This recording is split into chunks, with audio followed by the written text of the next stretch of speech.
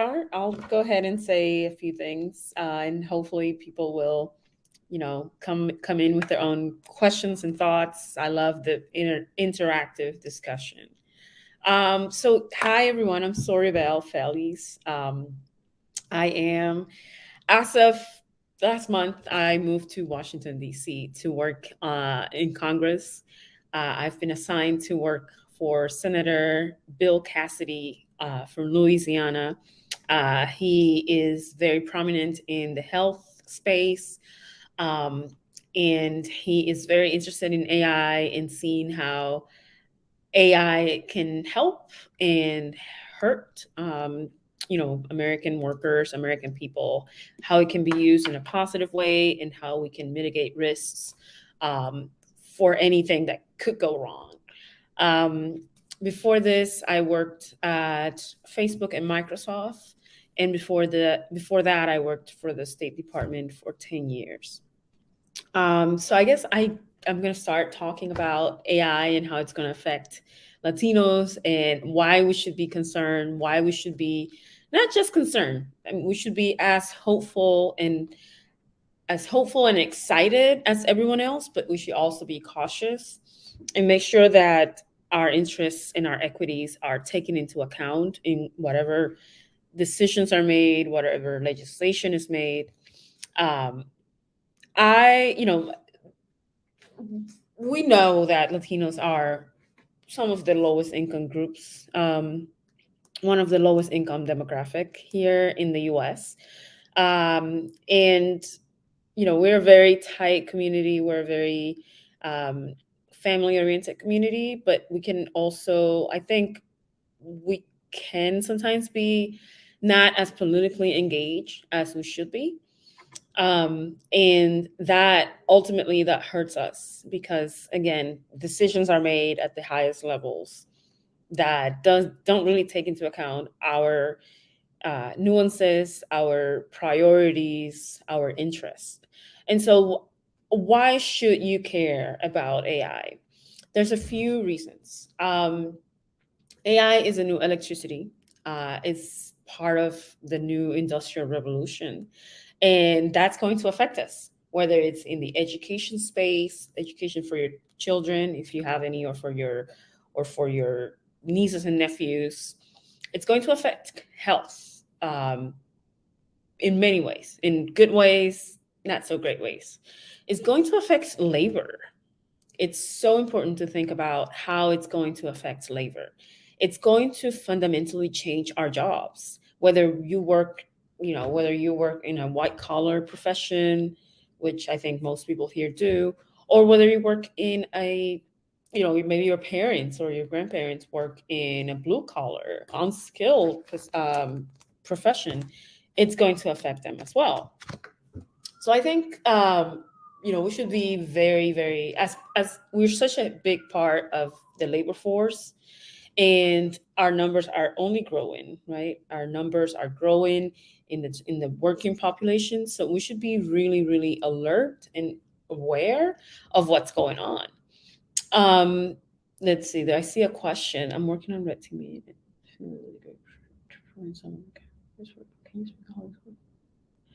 Marisol, do you want to come up and ask your question? If not, that's totally fine. Just wondering, like, what do you mean it's a little degrading? I would love to hear more about that.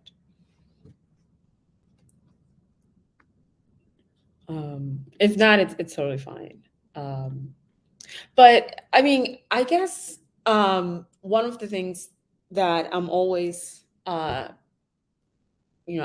for is for AI to remain ethical, to be ethical, because AI is technology that learns by doing and by being trained. And currently, the data that we have is biased.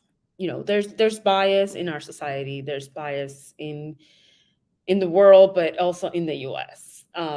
We know that Black people are more likely to be incarcerated for the same type of crimes that white people commit. They're sentenced to harsher, longer sentences. They're believed to be at risk of recidivism, and this has been proven. We are um, we are not equal, right? When it comes to data, when it comes to algorithms, we are not equal. Where we live, our zip code determines a lot of things. So I think we should be cautious, aware, and more politically engaged to make sure that our politicians take our interest into account when they are passing legislation, when they are talking to this, tech investors, whether we're going to allow manufacturing companies to automate everything, whether we're going to allow um, schools to have AI, to use AI in the classrooms. I think that's all so relevant to all of us. It's absolutely in our interest to talk about these things, especially because we have elections coming up in 2024, and we are such a big part of the electorate.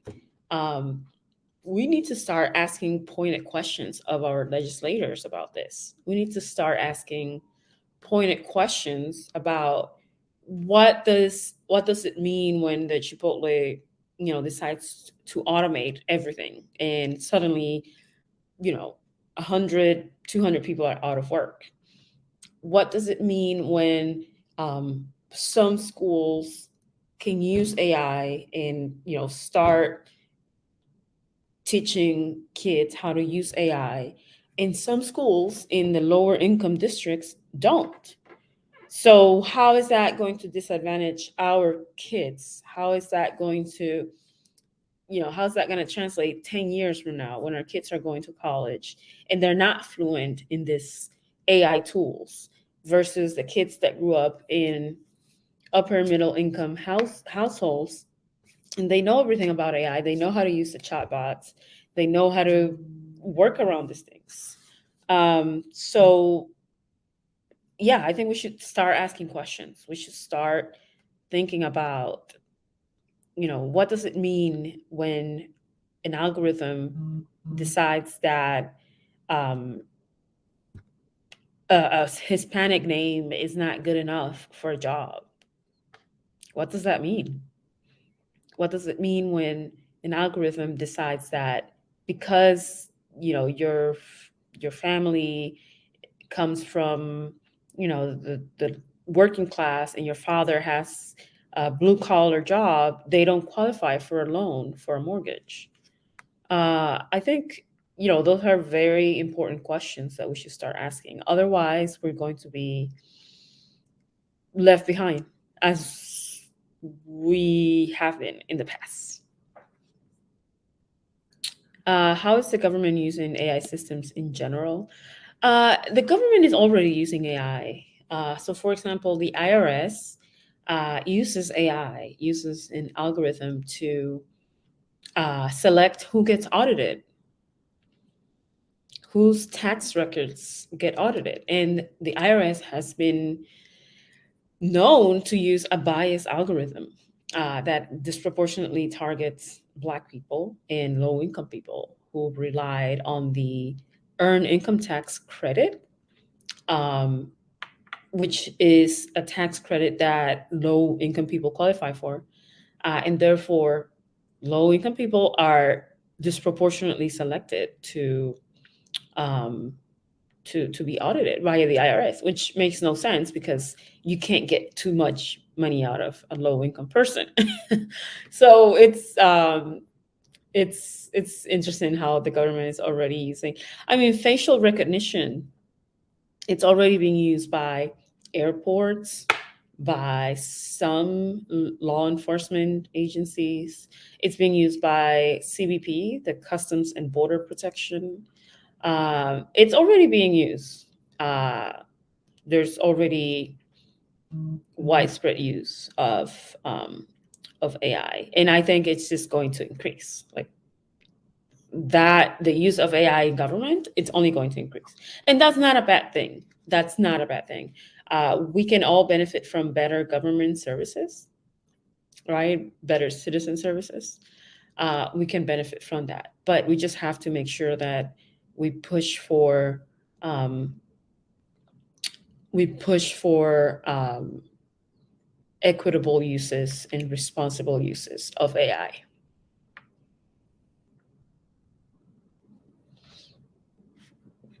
The policies in place to decrease the bias within AI within government. That's a good question. I think that working in Congress right now, I can tell you that that's very important. That's a very important topic for Congress members, and they're working on it. But that's very much an open question.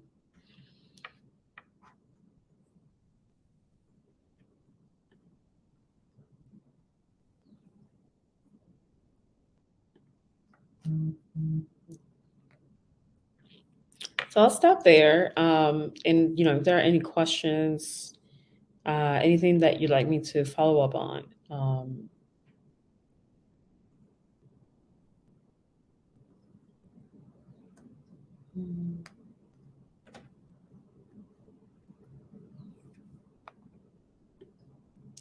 I mean, red teaming is very important because it's basically you're testing the system, kind of like trying to break the system before you release it to the masses, before you let something harm people at scale.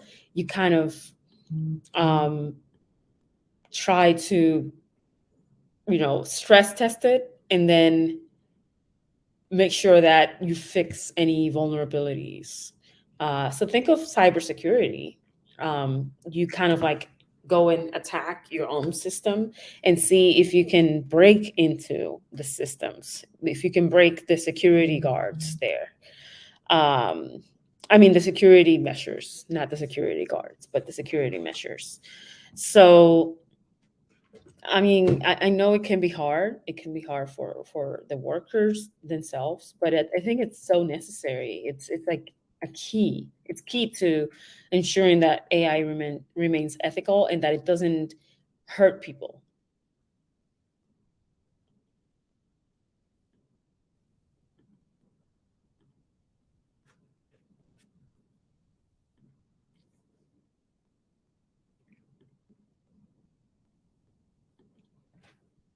Are there any other questions?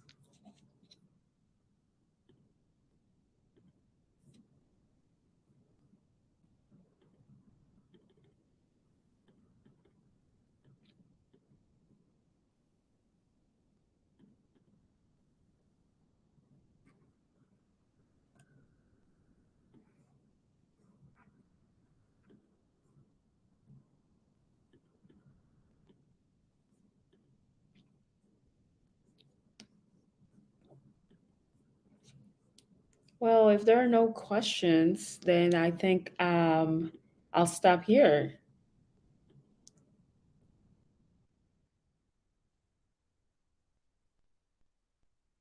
How this will affect farm workers. Um, I was just yeah. jumping in to say that there was two more questions. Oh, okay. Yeah. So how will this affect farm workers? I think it's actually, you know, it can replace farm workers, but honestly, and this is my personal opinion, I'm not speaking on behalf of anyone. This is just me.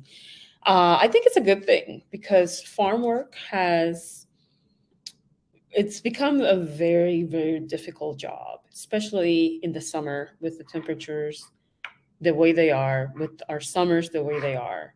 Uh, there's a lot of death from like heat strokes and climate change.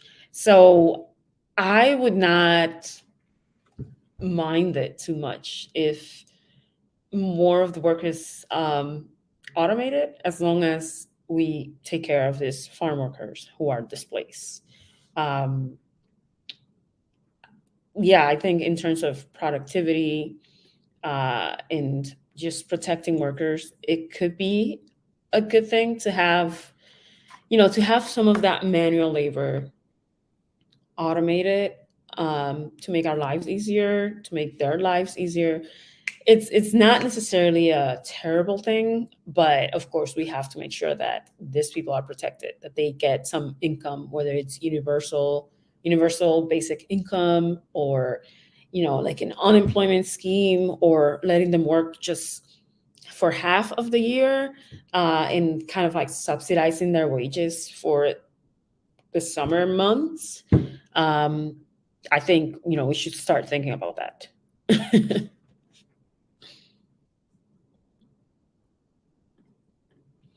um, what's the other question? I can't read it.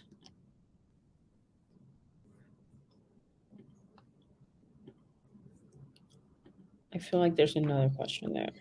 Yeah. It's just how do you like recommend people to get into like AI government policy, or how do you recommend them getting into these actual jobs?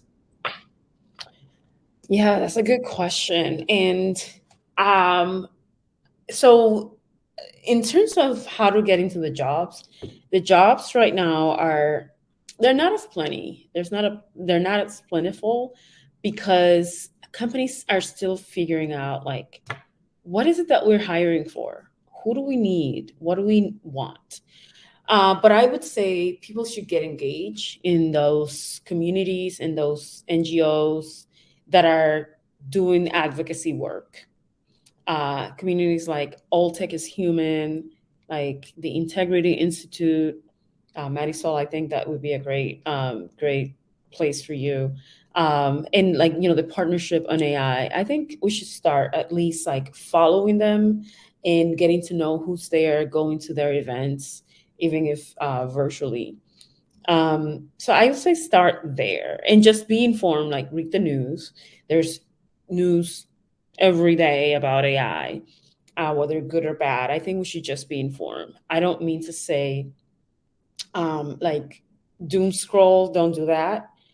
Just know that there are changes coming to the United States and to the world, and we have to be prepared. So it's better to not like bury our heads in the sand, and hope for the best, but just be aware.